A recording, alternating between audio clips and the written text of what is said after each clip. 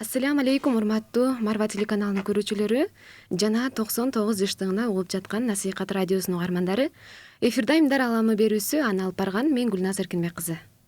Кадырман көрөрман, азыркы убакта Кыргызстанда ишкер айымдар көп.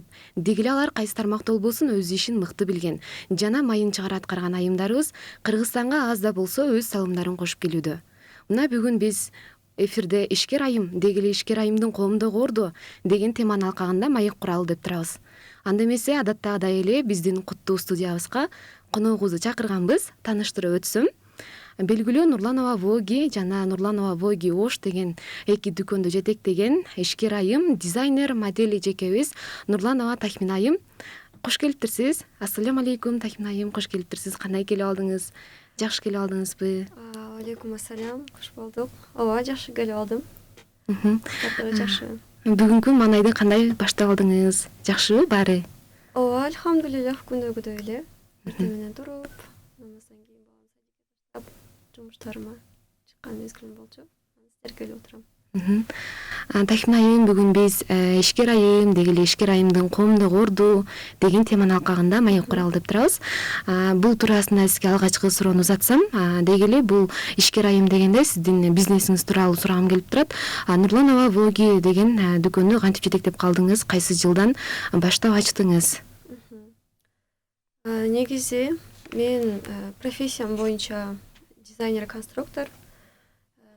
Кичине кезимден эле аябай кызыкчумун, бирок бул жумушка экинчи курсуман баштап уже киришип баштаганмын. Тагыраагы биринчи магазин жетектелгенден мурда ателье болчу. Биринчи үйдө заказ алчумун. Андан кийин уже көбөйүп, заказдарым көбөйүп, масштабка чыгып, контролду албай үйгө торговый оборудование, машинка, материал ушул сыяктуу клиенттер бат-баттан келгенден уже ателье ачышым керек болду. Анан ошол мезгилде ушул ниша бош болгондуктан мага ушундай идея келди. Бир эле ателье ачпастан, почему бы и нет, мен сразу эле магазин ателье ачсам кандай болот деген. Ошо 2017 жылдан баштап 2019 чейин ателье иштеттим. Андан кийин уже ателье магазин кылып өзгөртүп, 2019 жылы биринчи алгачкы магазинибиз Ошто ачылган. Ошол убактан ушул күнгө чейин уже кеңейип келе жатабыз. Чоң филиалыбыз бар. Ошондо баштапкы ачууда онлайн форматта ачкансыз, э? Биринчи ооба. Биринчи только заказга, андан кийин готовый товарларды ассортиментке кошуп туруп, андан кийин уже спрос жакшы болуп баштаганда уже магазин ачып баштагам. Бизнесте ошондо эң баштапкы ачууда канча оборот менен баштагансыз? Оборот ал мезгилде возможно азыркыдай, то есть мурунку акчанын күчү башка болгондур, бирок чынын айтам, мен ал мезгилде 40 миңден ашык акча кетирген эмесмин. Айтып аткандай эле биринчи ателье магазин, получается, бир комнатасын ателье, бир комнатасын магазин. Ательенин ичиндеги торговый оборудование, то есть машинка, раскройный стол, алардын бардыгы болгон менде. Биз болгону сырттагы магазинге торговый оборудование кетиргенбиз, анан ассортиментке товар по чуть-чуть кошулганда. Биринчи 6 көйнөк, 4 юбка, ушул сыяктуу бир 20 чакта ассортимент менен эле ачканмын. Основной акцент бул ательеге коюлган. Уже бир айдын ичинде мен оборот кылып отуруп, ушул магазинди толтургам да. Эми ал анчалык чоң магазин деп эле айта албайм. Андан бери биз уже 3 жолу кайра жаңыланып, 3 жерден ачылдык да, ошол эле Оштогу точкабызчы. Ошондо получается жок нерседен бар нерсе кылынган болуп эсептелинет да. Өтө чоң расход кетирген эмес. Даже мен расход ойлонгон дагы эмесмин.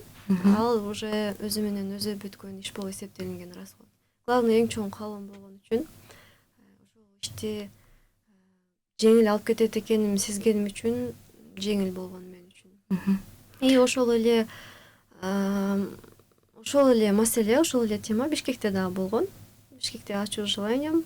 Оштогу бизде дизайнерский одежда болгондуктан, готовый чыгаргандыктан бизге жеңилирээк болот. Биз количествода иштебейбиз.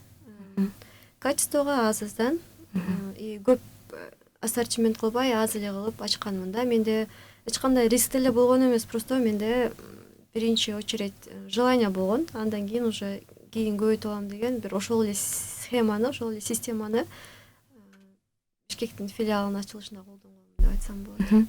Онлайн сатуунун кандай пайдалары бар дегеле, дагы кандай кыйынчылыктары бар? Онлайн сатууну албетте жаңы баштаганда бул нерсе интуитивно болгон. Профессиональный уровеньде менин билимим болгон эмес. Анан кийин уже акырындап масштабка чыккандан баштап уже анализ кылып баштайсың да. И ошол эле платформа Инстаграмдагы каждый раз өзгөрөт. Тренддер, өзүнүн правилалары болот. Өзгөрүп отуруп анан кийин мурда чындыгында жеңил болчу. Мурда даяр эле товарды, даяр эле материалды сен чыгарып коесуң, то есть готовый изделие. И ошону сразу алып кетишет. И ошол мезгилде Инстаграмда иштөө жаңы башталганда чындыгында площадка бош болчу, плюс еще конкуренттер дагы жок болчу. Негизи эле ниша бош болчу да. Мусульманская одежда, тем более дизайнерская болуп чыккан, бул сейрек кездешкен, айрыкча биздин Кыргызстанда. Барып отуруп уже кандайдыр бир нукка түшүш керек болду. Андан кийин кыздарды окутуп алып баштадым. Өзүнүн опыту бар кыздар менен иштеп баштадым. Азыркы учурда кыйынчылыктары деле жок, эгер ошонун жолун билсең. Азыркы учурда тоже биз анализдеп, визуал менен иштегенде же болбосо кантип жеткириш керек ошол товарыбыздын ассортиментибиздин баалуулугун кантип түшүндүрүшүбүз керек, кантип ошону кандай бир эмоция менен жеткиришибиз керек дегенде биз көп деле мындай бардык правилаларды колдонбойбуз деп айтсам болот. Себеби негизи Инстаграм бул илгериден чыгып же математика, физика сыяктуу бир чоң өзүнүн формулалар менен жазылган нерсе эмес да. Бул жерге дагы мындай индивидуально мамиле кылсаң, өзүң каалаганды алып барсаң болот да. Булардын даже правилаларын адам өзү өзгөртөт. Тренд деп коет эмеспи, ошол сыяктуу. Анан биз көпчүлүк учурда, конечно, насмотренность деген болот. Баары бир башка бирөөгө карайсың. Кыргызстандын же болбосо Казакстандын же Азиянын, Орто Азиянын ортодогу рыноктогу алып кеткен, например, дизайн эмес, биз сырттан көбүнчө Европа жакта, Малайзия, ошол эле мусулман өлкөлөр, даже Америкада деле кантип алып барат, кандай жол менен жеткирет. Биз ошол жактан көбүрөөк мындай пример алганга аракет кылабыз да. И ошол нерсе жакшы кетет биздечи. Негизи бул бизнес чатында кардарга мамиле кылуу бул аябай актуалдуу болуп келет негизичи. Сиз кардарларга кандай мамиле кыласыз? Мисалы кээ бир жерлерге барсак, эгер кардар башкача мамиле кылса, биз ал жерден чыгып кетишибиз мүмкүн толугу менен. Кардарга кандай мамиле кылыш керек дегиле? Кардардын көңүлүн табуу. Негизи мен ушул нерсеге толук ынанам. Биринчи адам өзү кандай болсо, дегеле айтат, сенин балаң дейт, сенин отражениең дейт, сенин көйлөкөң. Сен кандай болсоң, балаң ошондой. Же тарбиясы балаң. Ошол сыяктуу сен жасаган ишиң, ишиңе жасаган мамилең бул сенин ички жан дүйнөңдүн чагылышы болуп эсептелинет деп айтам. Албетте өзүңдө болбой туруп, ал нерсени өзүң командаңа требовать эте албайсың да. Бул нерсе чындыгында оор, командаңа ар түрдүү кыздар келет, бирок ошол биз аракет кылабыз ушул нерсеге. Биз качествого, ар бир клиентти кармап калганга, кандайдыр бир биздин өзгөчөлүгүбүз болушун каалайбыз. И ошол өзгөчөлүктү биз через Инстаграм визуализация кылып тартуулап көргөзүп атабыз. И ошол аркылуу магазинге келгенде бул магазиндеги уют. Анан албетте аны толукташ үчүн биздин качество, анан эң акырында бул клиенттерге болгон мамиле, сервис. Сервистин үстүнөн иштөө үчүн чоң убакыт, чоң мээнет талап кылынат. Түшүнбөстүктөр, кыйынчылыктар болот, бирок биз ушу клиент всегда прав деген бир правиланы карманып, ошол эле команданы чогултуп атканда кыздарга дагы отдельно бир убакыт деген бул 1 ай бөлүнөт. Ошол эле отбор кылып арасынан алыш үчүн. И мен ошол максатка, ошол даражага жетиш үчүн возможно кайра алмаштыра беришим мүмкүн да ошол нерсеге даярмын. Бардыгы бири-бирин толуктап туруш керек деп ойлойм. Таким айым, негизи сиз бизнес тарабынан билимиңиз барбы? Деги эле семинарларга катышып турасызбы? Ооба, бул нерсе дагы убагы менен келет экен. Жана айтып өткөндөй, бардык нерсе интуитивно, өзүң каалоо менен, желание менен, өзүң жасап жаткан ишиме алып барып атам деген максат менен кыласың, бирок канчалык масштабка чыккан сайын негизи өзүң жасап жаткан ишиң өзүңө жакса, ошол жерде сенде прогресс болот да. Бир эле финансовый жактан эмес, материальный жактан эмес, моральный жактан дагы жан дүйнөң канчалык рост болсо, ошончолук өсөт. Албетте сен аракетиңен бул нерсе дагы. Анан кийин мен мурда чындыгында керек эмес деп ойлойт элем. Бул нерсени акыркы 2 жылдан бери мен чоң семинарларга катышпасам дагы, чоң бизнес коучтордон сабак албасам дагы, именно бизнеси бар айымдардан жана ошондой эле күчтүү программирование, например, кантип бир базага түшүрүш керек, автоматизация, ошолордун бардыгын уже акырындап окуп үйрөнүп жаткан мезгилим. Ай сайын мен 1 жолу 2 жолу сөзсүз консультация алам.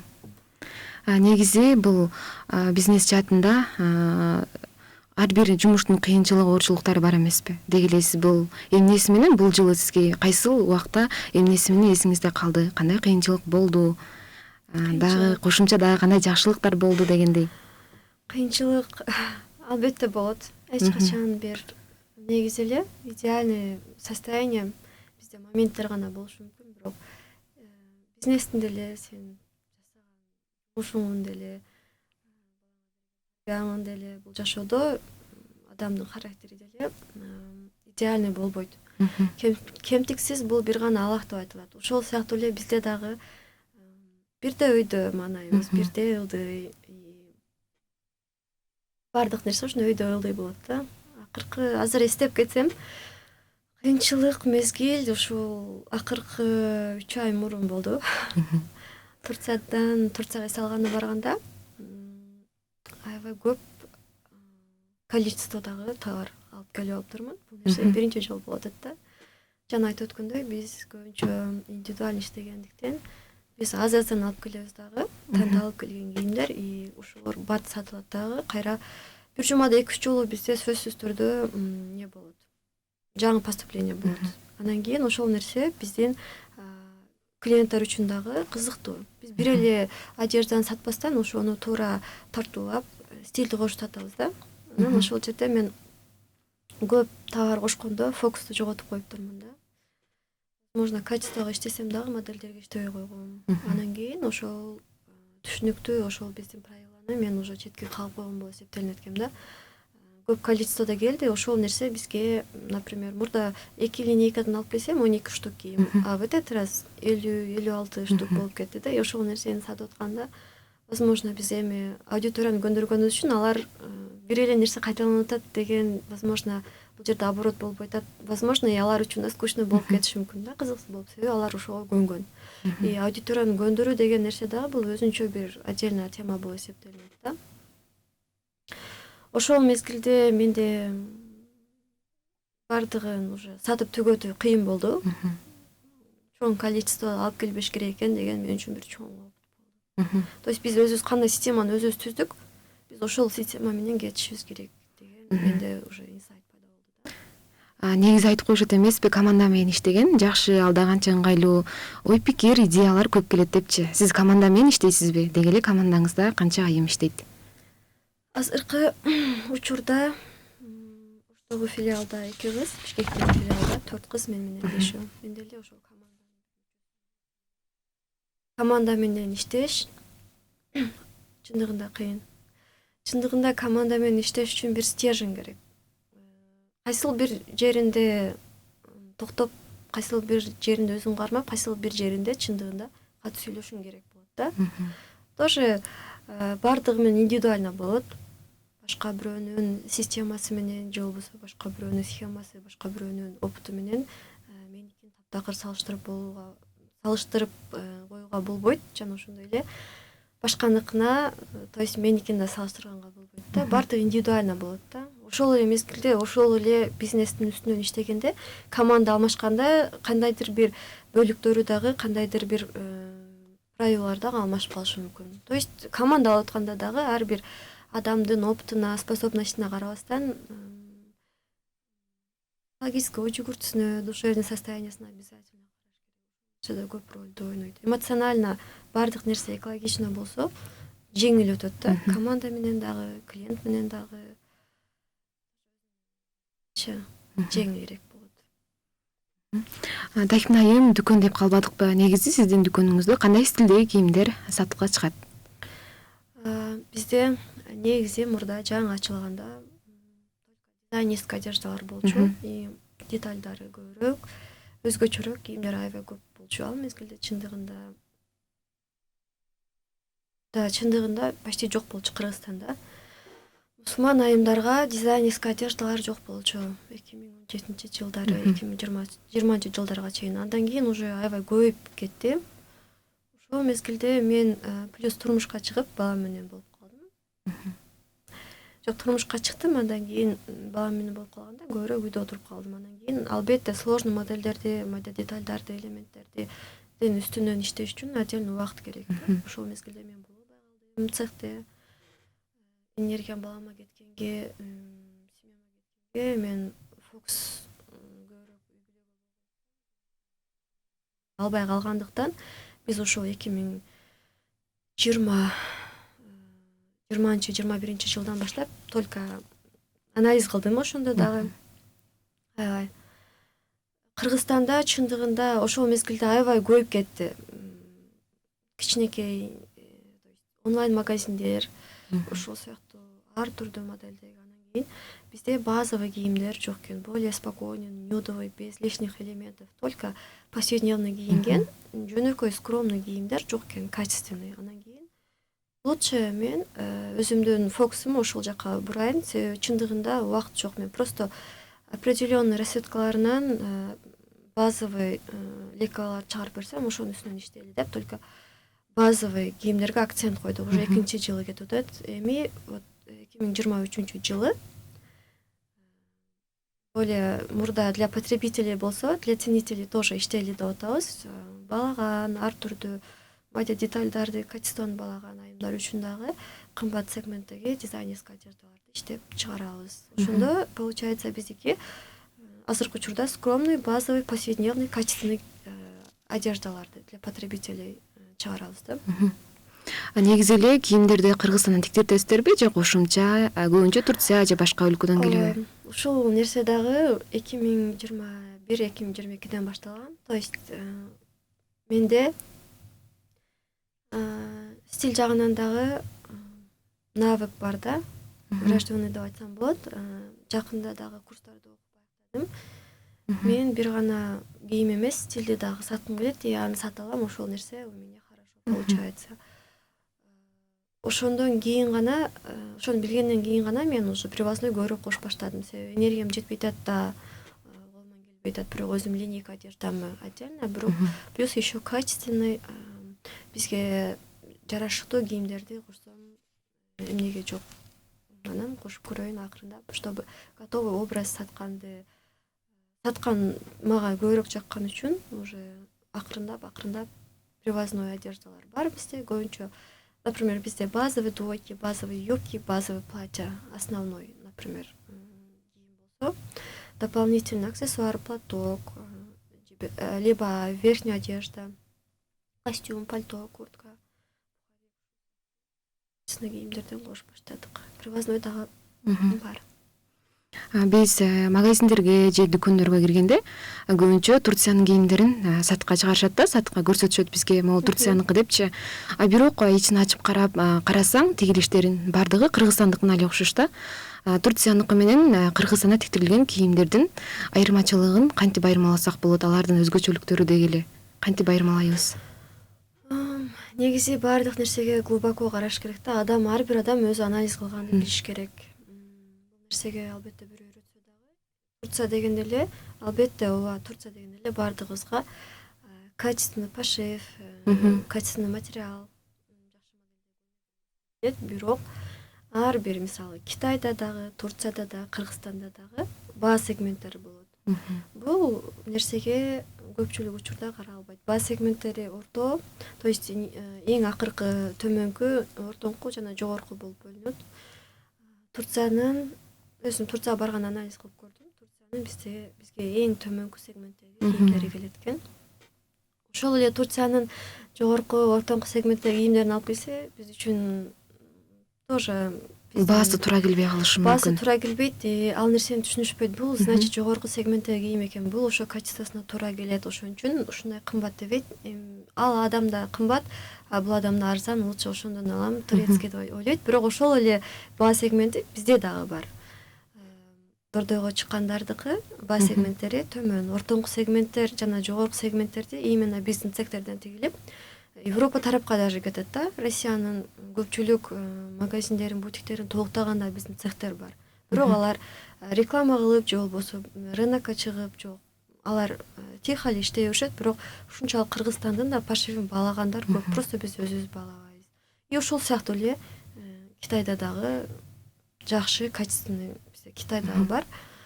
Китайдан да товарлар сегменттери биз үчүн высокий сегмент болуп эсептелинет. Эгер Турция менен Китайды салыштырсак, Китайдыкы более качественный болуп эсептелинет. Тоже плюс-минустары бар. Моделинен, размеринен, рост ушул сыяктуу. Тахим айым, сиздин брендтериңизге элдер тарабынан сын пикирлер айтылган убактар болгонбу? Албетте.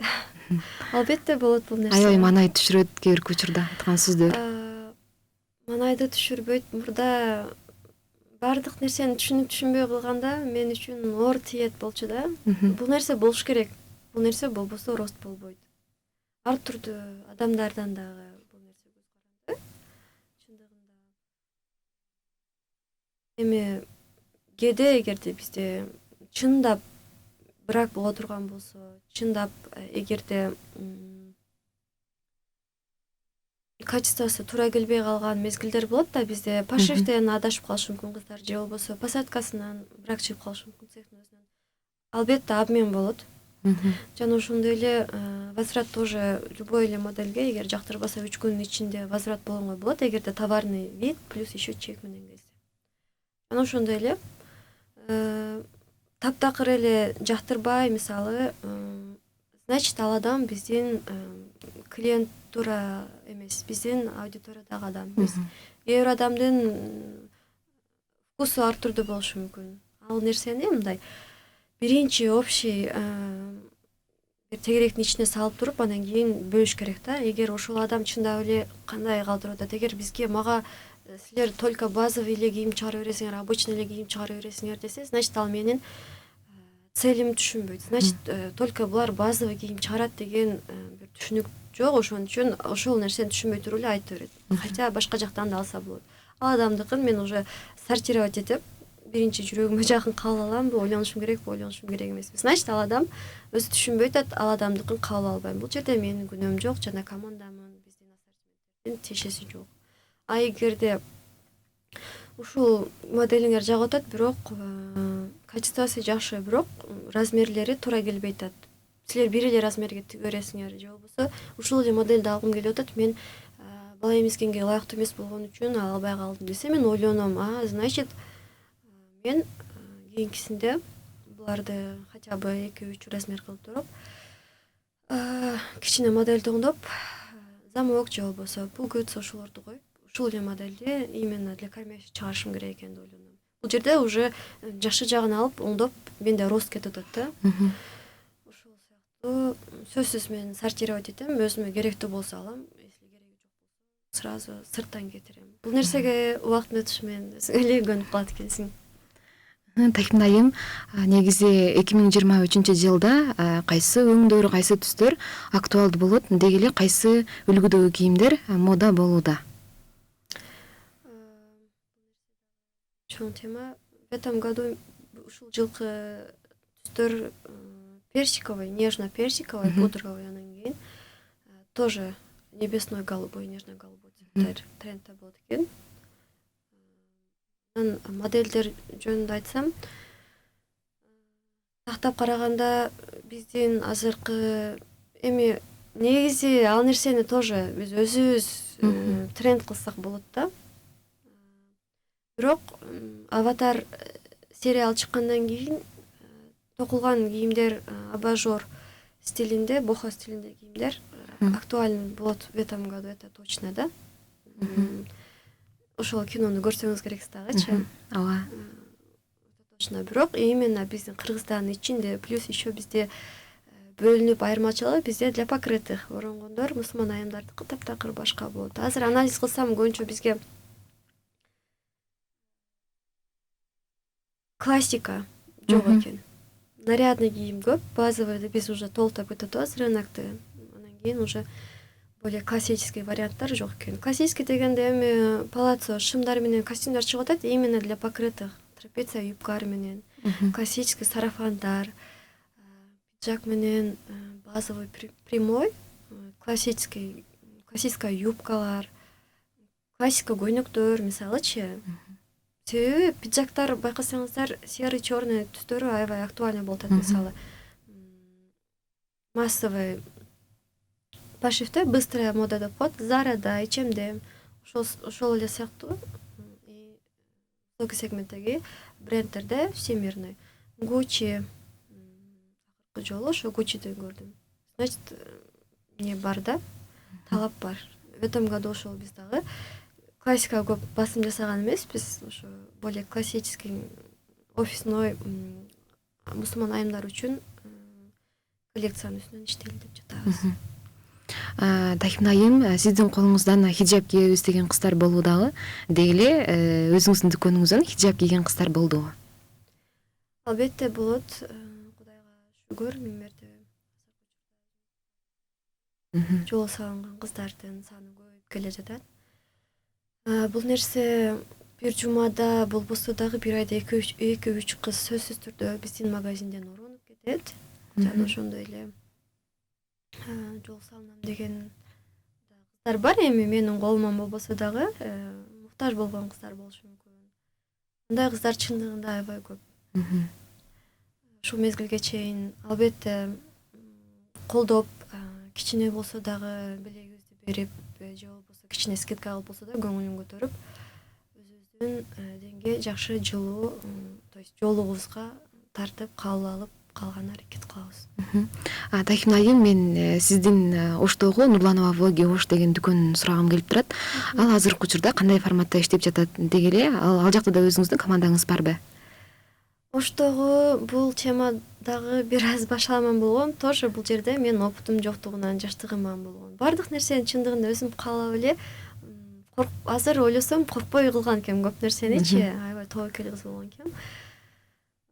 Албетте бул нерсе да жакшылыкка болгон. Бул Оштогу магазинди мен турмушка чыгып атканда өзүмдүн апама жана бир тууган сиңдиме таштап кеткем. Бизде ушундай договор болгон. Турмушка чыкканга чейин менин сиңдим Альбина алып барат, андан кийин уже апама калтырабыз депчи. Бирок апам эмнегедир көңүлү болбогондуктан биз договор менен иштеш керек, например, партнер болсок болот деген түшүнүк чындыгында болгон эмес. Бул мен мойнума алам, кабыл алам. Бул менин, бул биздин сабатсыздыгыбыздан болгон да. Возможно, жаштыгыбыздан болгон. Акыркы бул жакшы суроо болду. Тактап айтып кетсем жакшыраак болот. Акыркы ушул бир айдын ичинде бул тема чечилди. Мен болгону жардам гана берчүмүн апамачы. И мен кайра башынан өзүмө алдым. Андан кийин апам экөөбүз чогуу иштетпей уже өзүмө алдым дагы, бирок апамдын дагы ал жерде салымы аябай чоң да. Партнер болуп калдык. Какой-то бир проценты акциясы апама тиешелүү. Бирок толук менин атым өттү. Апамыкы өзүнүн акциясы бар, бир өзүнүн ошол жерде үлүшү бар. И ал нерсе уже договор менен болгондон кийин үлүшүн ай сайын каласа бир жылда бир алып турса болот.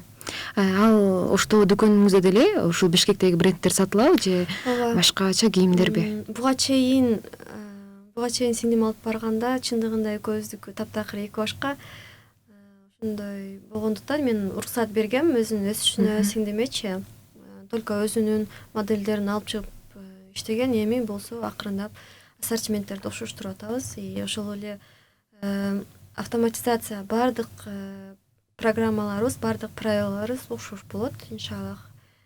Айтмакчы, жакында биздин Оштогу филиалыбыз кайра жаңадан чоң форматта жаңы ачылган торгоо центринин ичинен чоң квадрат метрде ачылып жаткан магазинибизге уже аз эле калды ачылышына. Бардык ремонттор бүтү. Андан кийин уже Ош менен Бишкекти полный окшош кылып, андан кийин кайра башынан обновленный вариантта жаңы чыгабыз иншаллах. Тахим айым, сиз ушул 2 дүкөндү жетектөө сиз үчүн кыйын эмеспи? Деги эле энергияны кайсы жактан аласыз? Албетте кыйын. Кичинекей көрүнгөнү менен канчалык тагыраак иштейм, канчалык дагы качествого иштейм десең, ошол эле даяр бизнестин үстүнөн дагы кошумча иштер, кошумча ашыкча расходдор, кошумча мурункуга карагандачы. Мен азыркы учурда менде внутренний рост болгон сайын түзмө-түз таасир этет да менин бизнесимечи. Мен өзүмдө канчалык өзгөрүү болгон сайын мен ошол нерсени бизнесимен күтөм, ошол нерсени жасап жаткан ишиме киргизип, ошол нерсени тартуулагым келет. Бирөөгө көргөзүү үчүн эмес, возможно, өзүмдүн көңүлүм ток болуш үчүн. Албетте кыйын. Канчалык программаларды, канчалык системаларды системага түшүрүп, канчалык тагыраак. Албетте ошол эле мезгилде дагы баары бир идеальный болбойт. Башкалар үчүн идеальный көрүнсө дагы өзүнүн ичинде бардактар болот да. Сотрудниктердин саны көбөйүп атат. Мурда бир эле кыз продавец болсо, бир кыз Инстаграмда алып барса, уже кошумча дагы 2 кыз кошулду и бул башталышы. Энергияны каяктан аласыз дегенде, энергияны чындыгында адамдар ар жактан издешет да. Мотивацияны бере турган азыр информационный заман болгондуктан каалаган жагын тандап алсаң болот да. Бирок мен корком азыркы учурда, себеби мотивациянын дагы, информациянын дагы качественный, некачественный, жакшысы, жаман, бизге туура келген, туура келбегени аябай көп болот. Бизнес наставниктер да көбөйдү. Мен чындыгында бирөөдөн алгандан корком. Кандай ушул убакка чейин мен эч жакта окуган да эмесмин. Коркконум үчүн эми уже мен внутренний состоянием өзгөрдү деп атпайм, менде рост болгондуктан мен уже сорттогонду билип калдым. Фильтровать эткенди билип калдым. Кайсыл мага керек, кайсынын кереги жок. Эмнеге мен аны угушум керек, кайсыл жерин оңдошум керек, кайсыл жерин алып, кайсыл жерин албашым керек деп. Мотивация ошондо алганда деле баары бир бирөөдөн аябай бат төгүнөт, сырттан келген мотивация. Мен ойлойм, мотивация бул биздин ичибизден чыгыш керек. Ичибизден чыгыш үчүн биринчи биз өзүбүздү кабыл алышыбыз керек. Биз өзүбүздү кабыл алганда биз жасап жаткан ишибиздин баасын билебиз, баркын билебиз. Чындыгында мен мурда баалабайт болчумун өзүм ишимчи. Мен азыр баалайм. Менде бир өзгөчө талант, өзгөчө бир бизнес жаатында жилка бар экенин билем. И мен ошонун үстүнөн гана иштейм. Кереги жок нерсени албайм. Мотивация толук 100% ишенип туруп айта алам, өзүмөн чыгат. Тахим айым, ишкер айым катарында айтсаңыз, ийгиликтин сыры эмнеде деп ойлойсуз? Ийгиликтин сыры биз ойчу керек решениябызды. Таламым айткандай эле жеңил берилген силер албагыла, бирөөлөрдүн көңүлүн оорутпагыла деп айтылат го. Жашоо чындыгында жеңил. Албетте пендебиз, адашабыз, биз дагы кээ бир мезгилде өзүбүз кыйнатып алып, кыйын деп ойлойбуз. Мышлениянын өзүндө, биздин ой жүгүртүүбүздө ийгиликтүү адам болуш үчүн ошол нерсенин болот экенине биздин жүрөгүбүздүн түпкүрүндө бир токчулук, ишеним пайда болуш керек. Албетте биринчи эле болуш керек. Бардык эле мындай верующий адамдардачы, момун, мусулман адамдарда. Жашоо негизи бул жерде өмүр бою калбайт экенибизди, жана бул жашоодо конок экенибизди, бирок ошол эле мезгилде Аллах таалам айткан эң мен адашып калбасам эң акылдуулары адамдардын бул жашоонда акыретте да тең алып кеткендер депчи. Колдон келсе бул жашоо билем, бул жашоо жалган, бул жашоо азар, бул жашоо баардык нерсеге алданабыз, кооз көрүнө берет. Бирок бул жашоо биз үчүн сыноо үчүн берилген. Бирок ушул жактын дагы жакшы жагын алып калсак, менимче жакшы болуш керек да. Ошон үчүн сөзүмөн чыгып кетпейин. Бул жашоодо ийгиликке жетиш үчүн жүрөктүн түкүрүндө токчулук болуш керек. Акча биз келгенге чейин деле болгон. Бул дүйнө жаралганга чейин, бул жаралгандан бери келип жатат да, акча бар. Акча биз өлгөндөн кийин да болот. Кыяматка күнгө чейин болот бул акча негизде. Биздин колуна өтүп айлана берет. Биз просто ошол нерсени, акчаны колдонгонду билишибиз керек да. Анан бул биздики эмес экенин билишибиз керек. Үйдө эле биз просто убактылуу колдонуп атабыз деген түшүнүк болуш керек. Ошол нерсени жеңил кабыл алсаң, жеңил чыгарсаң, уже токчулук пайда болот да. Акча маанилүү эмес деп айтканда көп ишенбеши мүмкүн, бирок бай адамдардын бардыгына эмне жетпей турабы? Эмне жетпейт, бардыгы жетсе дагы, возможно, өзүнүн ишин жактырган үчүн ошол нерсени кылышы мүмкүн да. Ошол жасап жаткан ишиңде өзүңүн көңүлүң болсо, чындап ошол жасап жаткан ишиңе качественный кылып адамдардын көңүлүн дагы алып, акысына да түшпөйүн аракет кылсаң, ошол жерде сенин внутренний ростуң да болот, акча дагы болот, например, финансовый жактан рост болот. Ошол сыяктуу эле ийгиликтин сыры тоже барып өзүнүн жан дүйнөңдүн тынчтыгына, жүрөгүңдүн токчулугуна. Албетте дагы ошо мышление. Мышление дагы бир жолу мышление, адамдын өзүнүн ой жүгүртүүсү, канчалык деңгээлде кабыл алуусу. Уруксат бере албайбыз, чынын айтайын, бизде мисалы бир жылда бир айда мисалы сиздин доходуңуз 100 000 болсо, мен кийинки айда 500 000ге уже жогорулатып себебим ошол керек болуп атат. 500 000 мен табам деп ишенип туруп айтышка биз өзүбүзгө уруксат бере албайбыз. Хотя ошол нерсени айтканда биз эч кимге акча төлөбөйбүз. Эгер болбой калса эч ким эч нерсе дебейт. Просто внутренне ошол нерсеге ишениш керек да. Эң башкысы ишенич. Акча табыш үчүн минет кылып, ден соолугун коротуп иштештин да кереги жок. Главный адам өзүнүн ошо мышлениясын өзгөртүш керек. Жеңил кабыл алыш керек. Болот дедимби, болот. Бул нерсеге пример эмеске бир нерсени айтайын. Бизде мен ушунчалык өзүм үйүмдө жашагым келди да. Таптакыр эле он келбей койду, чогулбай койду акчабыз. Анан кийин Бишкекке келгенибизге өзү бизге быйыл 3-жыл болот. Анан кийин жок акча. Мен жолдошума айттым, Дөөлөт, биз үй алышыбыз керек. Бир айдан кийин мен өзүм үйүмдө жашагым келип атат. Мен эч нерсени билбейм дедим. Десем, кантип пока кое тур, кийинки жылы акчабыздын 30% эле чогулган болупту ошондо үйгөчү. Алганга жараша бир жаш үй алайлы деп ниет кылып атканбыз. Анан кийин мен ушунчалык бир желанием болду, 5 жыл желанием болду. Мен анан кийин Google'га кирдим. Кантип мындай принциптер менен, исламский принциптер менен үй алса болот депчи. Анан кийин оказывается Эко Ислам банктан болот экен. Исламский принципте үй алса болот экен, то есть алар өздөрү алып беришет экен. Анан барганда биздин бардык документтерибиз сразу ордуна түшүп, оңгелип, бир айдан кийин үйлүү болуп калдык. Өзүмүн бардыгы ниетке жараша. Бардыгы ниетке жараша, главный ичибизде ошол нерсеге уруксат беришибиз керек да. Ошол нерсенин болот экенине биз ишенишибиз керек. Адам качан гана өзгөчө, необычный, нереальный нерсени жарата алат, адам өзү ошол нереальный нерсеге ишенсе гана жарата алат да. Аллах колубуздан келбеген нерсени акылыбызга салбайт дейт го. Барып карап келсең, бардыгы Куранда жазылган болот. Дайким айым, негизи эле сиз ушул кыздарга семинар өттүңүз беле? Деги эле курс ачып өзүнчө өтсөм деген оюңузда ниетиңиз барбы? Айтып атпаймынбы, мурда ошол мезгилге азыркы бир жага көтөрүлүш үчүн менде дагы ичимде кризистер болгон да. Палаткалар түшүнбөстөр болгон. Ошол мезгилде мен дагы акчаны биринчи орунга коюп, ошолор сыяктуу курс ачышым керек, иштешим керек деп адашуулар болгон.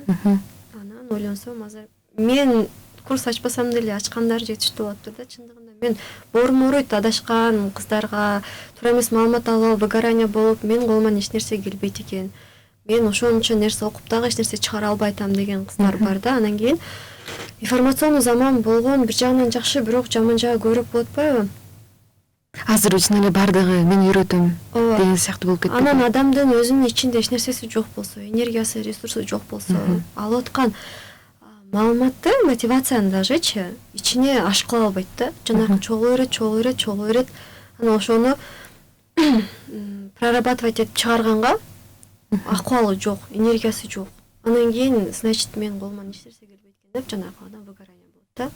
Ушундай адашуулар көп болгондуктан дагы мен чындыгында таптакыр азыр келечекте болбойт деп да айта албайм. Возможно, бир чоң площадка болушу мүмкүн, ал нерсе офлайн болушу мүмкүн. Мен онлайн нерсеге көп ичим чыга бербейт да. Анан кийин азыркы учурда убактым дагы, энергиям да жок.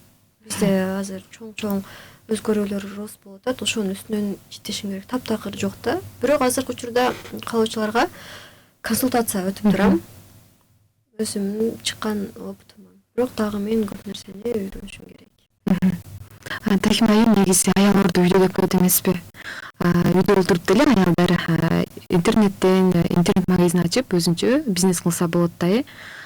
Ошондо айымдарга кандай кеңештериңизди бересиз? Үйдөн интернет магазин ачып иштеген айымдарга. Бул жерде дагы бир чоң көйгөй катылып турат. Бардыгы бизде негизи алактаган бардыгыбызды өзгөчө бир способностьторубуз менен жараткан. Ар бирибиз, бул нерсени көп айтам, ар бирибиз индивидуальныйбыз да. Элестетиң, ар бирибиздин даже колубуздун отпечатоктору дагы бири-бирине окшобойт да. А жан дүйнөбүздө способность бардыгында бар, элестетиң. Кантип эле мага же болбосо айфонду ойлоп тапкан Стив Джобска өзгөчөрөөк талант берип, анан кийин бизге эч нерсе бербей коет да. Берет, бардыгына берет, просто ошол нерсеге биринчи адам өзү ишениш керек. Анан bizde hazır обществода ушундай эл эмне дейт, эл эмне кылса ошону кылам, мен элден чыкпайм, өзгөчө болуп кетпейм. Ошол калоо жок адамдарда, өзгөчө болуп бир жаңы нерсени алып келе турган калоо жок. Азыр мисалы көп кыздарга консультация берип, көп кыздар менен сүйлөшүп калганда билем, жаңы нишаны айтсаң аябай коркуп кетишет да. Нет, зачем? Лучше ошол кылып аткан, ошо кыз кылып аткан нерсени кылам депчи. Мисалы мурда мен жаңы баштаганда биз эле болчу, анан кийин Исманова деген эже сиңдилер бар болчу, ошолордуку бар болчу, и меники болчу. Анда эч кимдики жок болчу. Дизайнерская мусульманская одежда Кыргызстандын ичинде. Кийин уже көбөйүп баштады. Азыр айтсам башкачараак түшүнүп калышы мүмкүн, бирок кыздар делечи, бирок жаңы нишалар аябай көп да. Ошол мезгилде мен неге ошол менен алектенгем, анализ кылганда чындыгында бул бош ниша, потребность көп. Ошол сыяктуу эле нишалар толтура, жаңы нишалар. Ошол менен эле үйдө отуруп иштесе болот. Жаңы нишаларды анализ кылып, карап отуруп, ошол нерсеге чындап мен кызыгамбы, кайсынысы менин көңүлүмө туура келет. Даже өзүнүн кызыккан нерсесин эле жаңы ниша кылып алып чыкса болот. Ошол эле нишаларды макул мен ойлоп таптым, просто Кыргызстандын ичинен карабай, хотя бы Европа тараптан караса, Европа тараптагы жаңы, например, ассортимент, товар, жаңы нерселер бизге кийинчерээк келет да. Ошону биринчи алып келсең, биринчилерден болуп аудиторияңды чогултуп аласың. Онлайн, офлайн иштесе болот. Главное ошол нерсеге жана айтып өткөндөй эле жүрөктө бир чоң ишенич болуш керек адамдын өзүндө. Анан канчалык сомнение боло берсең, вибрационно ошол нерсе жасап жаткан ишиңе таасирин бере берет. Даже өзүңө канчалык сомнение кылсаң, мен даже ошо клиенттериме жетет, ошо кийим аркылуу жетет, ошол менин өзүмө болгон ишенбестигим. Адам биринчи очередь өзүнүн уникальностуна, адам өзүнүн мындай нереальный нерсени жасай алат экенине, адам жаңы нерсе колунан келет экенине, адам ушундай бир өзгөчө болуп жаратканына, ал адам орду болгон үчүн ошол жерде бардыгыбызды уникальный кылып жараткан үчүн ошол нерсени билгенде гана адамда чоң ачылыш болот деп ойлойм. Тахим айым негизи жаңы брендтерди ойлоп табууда көп менет талап кылынат эмеспи? Андан кийин ошол менет уже талап кылынып, ал бренд чыккандан кийин башка магазиндеги бутиктер сиздин брендиңизди алган учур болгонбу деги эле, алып иштеткен учур болгонбу? Мен сам азыр жасалма болгондой болбойм, бирок эмнегедир көңүлүм ток. Мен бул убакка чейин эч мындай өзү негизи бардыгыбыз профессиональный сүрөтчү дейт да. Баары бир бирөөнүкүн копировать этип тартат дейт да. Ошол сыяктуу эле копированиянын дагы ар түрдүү жолдору болот. Мен жок жерден ойлоп таппайм. Мен дагы башка бир дизайнерден же болбосо башка жактан алып, ошого улап кошуп жасайтырмын да. Анан окшош кылып чыгаргандар деле бар, жок эмес. Негедир көңүлүм ток. Негизи туура эмес албетте. Өзгөчөрөөк кылса болмок. Мен жиним келип, мисалы, мен ушул чөйрөдө жүргөнүм үчүн көп байкайм да. Конкуренция даже биздин эле Бишкектеги магазиндерден. Актабайм, ар биринин өзүнүн ырыскысы болгондон кийин мен чындап ага энергиямды коротконго, убактымды коротконго мен каалоом жок. Неге сүйүнгөнүм ошол аркылуу, возможно, ошол модель туура келип, ошол модель продажасы жакшы болсо, возможно, балдарына же өзүнүн каалаган нерсесин алып калаттыр, может өзүнүн бир чоң потребностун жаап калаттыр деген себебичи. Ал нерсе кээ бирлер үчүн бизге билинбегени менен чоң проблема болушу мүмкүн да, ошол акча маселеси делечи. Ошол ой болгон үчүн дагы мен көңүлүм токпу билбейм, же өзүм ошентип успокаивать этемби билбейм. Же менде идея толтура болгон үчүн, ал бир чекеси болгон үчүн көңүлүм ток. Негизи туура эмес. Копировать эткенде сөзсүз түрдө өзүнүн идеясын кошуп туруп копировать этсе, это дозволено, да, даже это уруксат берилген нерсе да, бул это нормально, вообще нормально, да. Анан кийин окшош кылып туруп чыгарса, конечно, неприятно. Вот биринчи очередь адам өзүн сыйлап алса. Тахина айым, жаңы брендтерди ойлоп табуу үчүн чет жакка чыгуу планыңыз барбы? Дегеле чыгып көрдүңүз беле ушул убакка чейин? Сурооңузду дагы бир жолу кайталап коесузбу? Негизи эле бул жаңы бренд ойлоп табуу үчүн чет жакка чыктыңыз беле же чыгуу оюңузда барбы? Чет жакка мен ушул убакка чейин тоже установкалар менен жашаган үчүн чыкпай келгенмин. Өзүмө уруксат бердим, бир жылда сөзсүз эки мамлекетке барып айланып көрүп келем деп. Биринчи 2022-жылы Казакстандын өзүнө чыкканда эле, болбосо 4 сааттык эле жол. Ушунчалык чоң инсайттарды, чоң идеяларды алып келдим. 10 жыл издеген, то есть 10 жыл акырындап чогулткан идеяларың, жаңы ачылыштарың, жаңы өзгөрүүлөрүң барганда сразу бир күндүн же болбосо бир жуманын ичинде аябай чоң мындай идеяларды алып келесиң да, башка жака чыксаңчы. Албетте анализ кыласың. Ушул сыяктуу эле Турцияга барганда дагы жаңы чоң росттор болду. Ошол алган инсайттарың, идеяларыңы кайсыл жактарын алышың керек, кантип алышың керек, уже өзүңүн бизнесиңе, жасап аткан ишиңе вложиться эте аласың да. Жаңы коллекция айтам. Да вдохновение алып келип кылсаң болуш керек, бирок Турциядан көбүнчө мен ошо ал жакта сиз айтып аткандай клиенттерге өтө сонун мамиле кылат экен. Мен ошонусун алып келдим и ошол эле системаны өзүмдүн магазиниме киргизгенге. Тахина айым, дагы келечекке кандай план максаттарды коюудасыз? Сизден дагы быйыл 2023-жылы кандай нерселерден күтөбүз? Негизи жакынкы эле убакта толук өзүм өткөрүп алдым деп едим Оштогу филиалдычы. Азыр эң башкы план мен ошол эки магазинде системасын окшош кылып бир базага түшүрүп алышым керек болуп атат.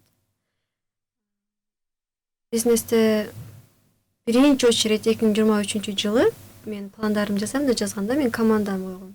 Мен командадан чындыгында көп нерсе зависит, көп нерсе көз каранды. Либо астыга алып кетет сени, либо артка алып кетет. Ошол нерсени вовремя сезип токтотуп калбасаң. Ошого азыр команданы набирать этип атам.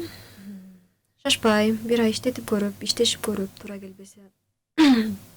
Ордуна башка адам алып, аны көрүп, плюс еще өзүм окуп, биринчи очередь ошо 2023 бизде азыр основной пландар бизде брендтин үстүнөн дагы иштөө. Мен жана айтып өткөндөй, жогорку сегменттеги дизайнерский одеждаларды базовый для потребителей болуп кетти деп өтүмбү, кийимдерибизчи, чыгарган кийимдерибиз.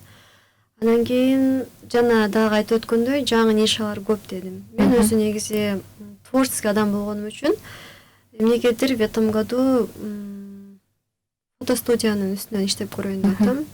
Тоже Европа тараптан көп көрөм андай фотостудияларды. Азыркы учурда инсталляция деп коет.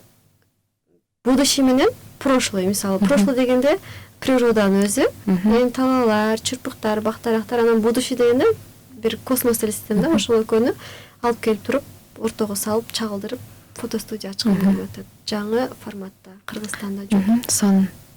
Кадырман көрөрман, бизге бөлүнгөн убакыт дагы соңуна келип баратат. Тахим айым, сиз өзүңүздүн жакындарыңызга деле мекендештерибизге жылуу сөзүңүздү айтсаңыз болот. Сизге эркин микрофонду сунабыз. Мен калымы биринчи эле Кыргызстандагы айымдарга айтам. Чындыгында Кыргызстандагы айымдар өтө күчтүү айымдар болуп эсептелинет. Мен ушунчалык баалайм, ушунчалык сыйлайм. Мен жасап аткан эч бир чекеси, бирок чындыгында үйдө отуруп, үй жумуштарын бүтүрүп, күйөөсүнүн ыраазычылыгын алып, балдарына тарбия берип, мисалы кайната кайнесине кызмат кылып турган айымдар чындыгында азыркы менин оюмдагы азыркы замандын батырлары да. Себеби мен оор экен, канчалык кыйын экенин билем. Ошол эже сиңдилериме айта кетем, өзүңүздөргө ишениңиздер. Жана ошондой эле эгерде азыркы мен сөздөрүмдү уксаңыздар, мен сиздер кылган нерсени бир бөлүгүн эле кылып атат деп билиңиздер. Жана ошондой эле ошол жасап жаткан ишиңиздер акыретте дагы сиздер үчүн чоң награда. Возможно, мен бул жашоодо бир нерсеге жетишкенге аракет кылып аткандырмын, бирок сиздердики өтө маанилүү жана өтө Аллахка жага турган иш жасап жатасыздар. Мен ошону айткым келет. Жылуу сөз Кыргызстандагы эже сиңдилерге. Тахим айым, келип бергениңиз үчүн терең ыраазычылык билдиребиз. Мына кадырман көрөрман, бизге бөлүнгөн убакыт дагы соңуна келип жетти. Бизде эфирде Нурланова Тахим айым болду. Аны алып барган мен Гүлназ Эркинбек кызы болдум. Кийинки эфирден жолукканча, ассаламу алейкум.